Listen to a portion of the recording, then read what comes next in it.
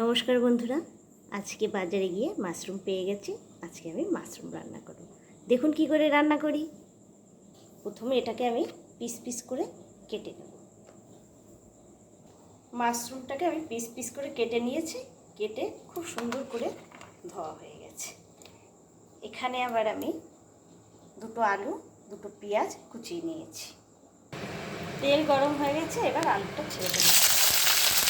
স্বাদ মতো লবণ, একটু হলুদ, নেড়ে চেড়ে একটু ভেজে নেব।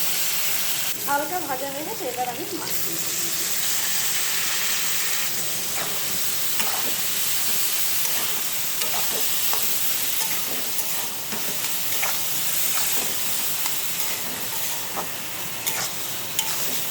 বন্ধুরা, এই মাশরুম সবজিটা খুবই সুস্বাদু হয় আর হেলদিও, সবার খাওয়ার পক্ষে খুবই উপকারী।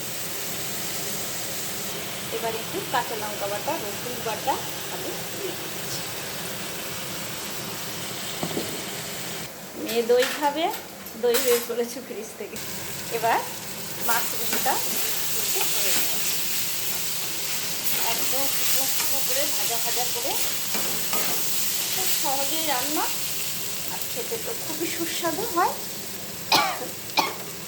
কমেন্ট অবশ্যই জানাবেন বন্ধুরা, সাবস্ক্রাইব করবেন, কমেন্ট করবেন, শেয়ার করবেন। Thank you.